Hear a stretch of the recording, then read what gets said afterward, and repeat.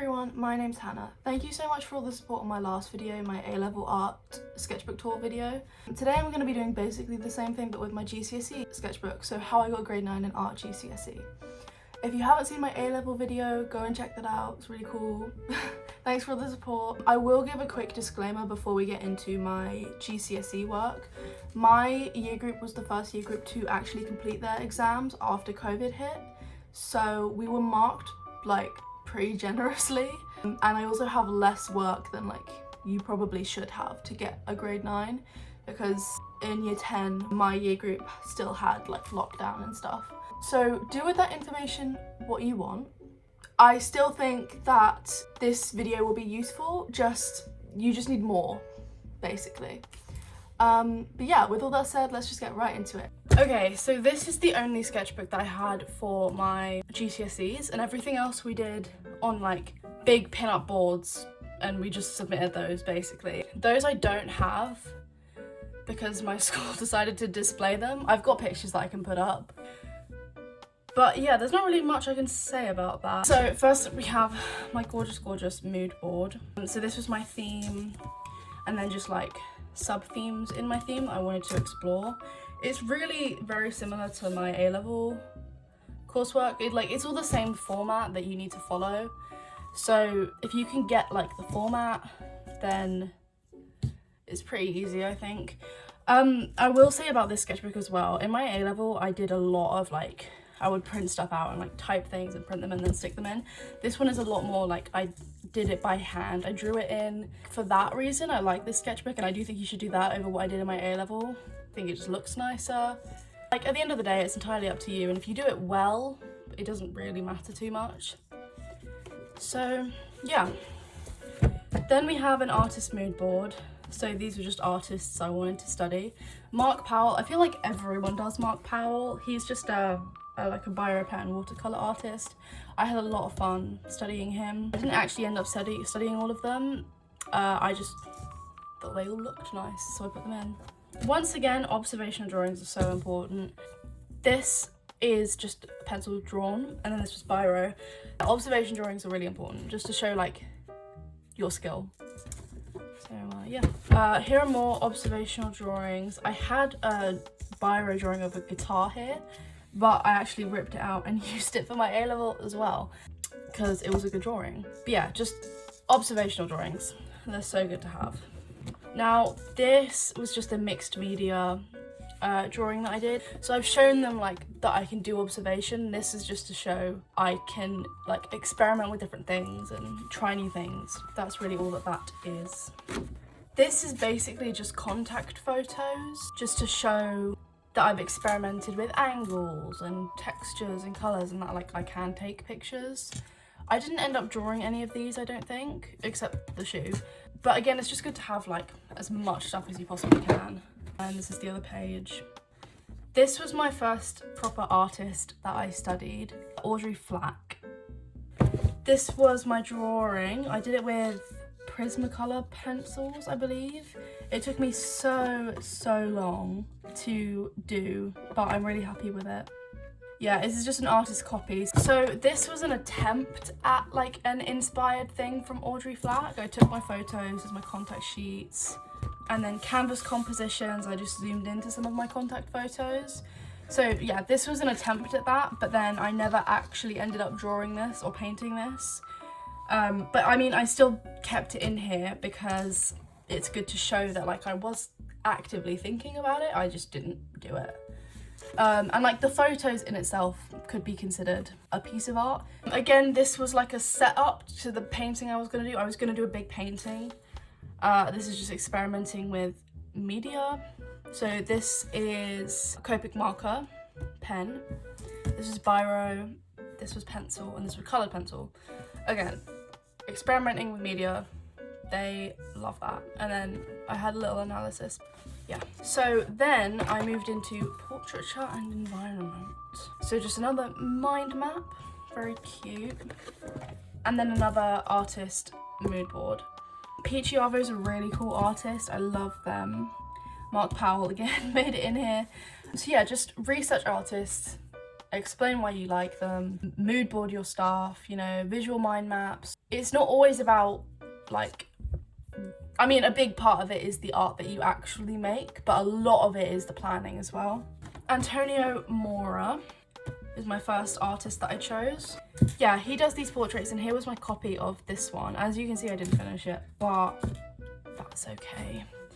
And then I did my artist response. So I took my photos and then edited them together, and I stuck that there with a little analysis on the back. And then this was how I made my reference. I've just screenshotted Photoshop, that's really all I did, and then I've explained each part.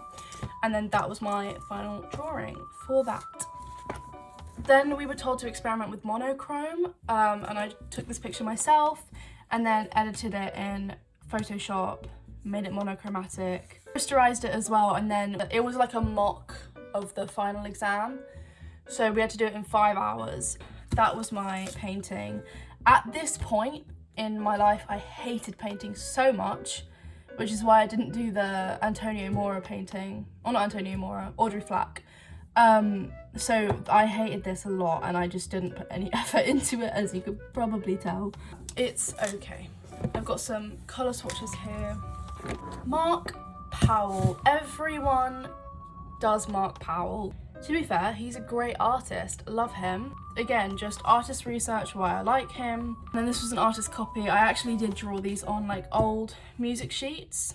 And it's biro pen, which is the medium that he uses as well, so it's really good to like take inspiration, not just from how the art looks, but also the media that they use. And then because I loved Mark Powell so much, I did a second artist copy and then my artist response. So it was just a drawing. This is my grandma that I did on music.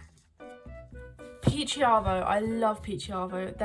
It's two artists who work together and do graffiti and stuff, which is why I thought this was just so fun.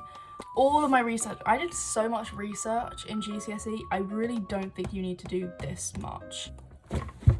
And then here was my artist copy. I drew with Prismacolor pencils. I love, love, love this drawing so much. Yeah, I think it's so cool. But then I took photos I was gonna make an artist response from, except I never ended up actually making a response, but I kept the photos in again just like for research.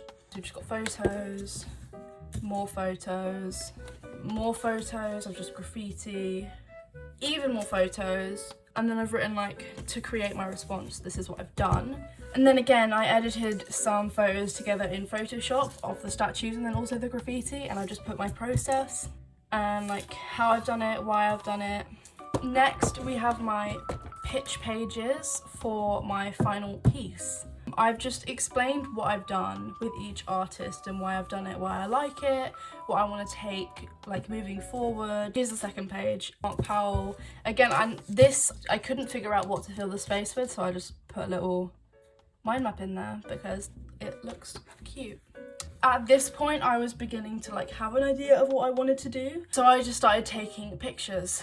Again, a lot of pictures. More photos. These were just like people in my art class. More photos, I've got some hands in there.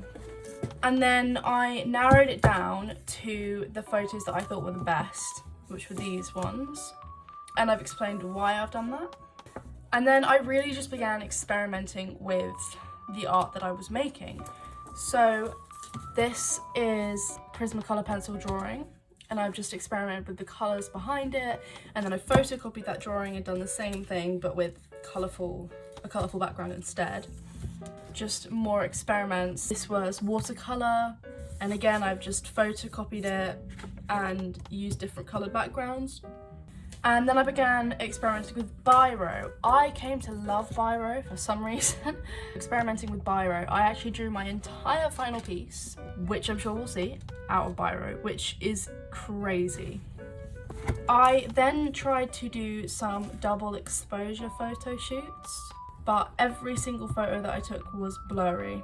So, yeah, but just because it doesn't work doesn't mean you shouldn't include it. Like again, include it, always include it, because it shows that you're thinking about it, it shows that you're developing it, it shows that you're researching it. Like, it's so good to just have So then, because the double exposure stuff didn't work, I just edited the portrait photos that I took before together. So we have like one black and white and one coloured one. Some of them are coloured and just the colour like saturations and everything are different. So I'm really just experimenting with colour a lot. And again, experimenting with the colours, the medium that I'm going to use, the background, everything. So at this point I didn't know what I wanted to, like what material I wanted to use to make my final piece, which is why I've done like so many. I did a coloured pencil one, I did a graphite pencil one, I did a biro one, and these are acrylic ones. Like, I really just tried everything to see what I thought looked, or what I thought I was most capable with. So then I really liked the acrylic, and I just did my like fake double exposure photos, the ones that I edited, and I just decided to paint one of those in the same style as the paintings that I did on the last page. So that's this. And I remember being really happy with this. I really, really loved this at the time.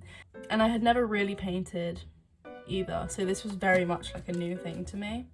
Okay, and then we've got my development ideas, so things that I could do.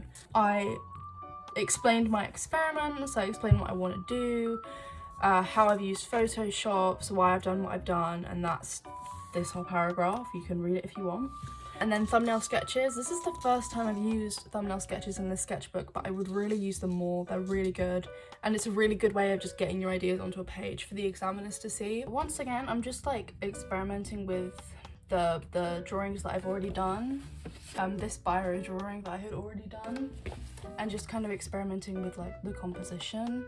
So my final piece development, I chose to work with like fragmented, torn up graffiti surrounding these portraits. I don't exactly remember, but I was trying to show like the difference in people's lives. So that is everything that is in my GCSE sketchbook. I'll put a picture of my final piece here. I did it with biro pen, just kind of threw whatever I could find on it really. But yeah, that's all that I've got in my sketchbook. Hey guys, thank you so much for getting through this video. I hope you've enjoyed, I hope you found it informative, I hope you've learned something from it. If you have, please do be sure to hit that subscribe button. Leave a comment, like let me know what you thought. If you want any tips, ask me in the comments, I will answer. I've tried to film this outro like 4 times now and I keep losing the video. I don't know what's happening. But anyway, thank you so much for watching. Yeah, I hope you've enjoyed. That's it. Bye!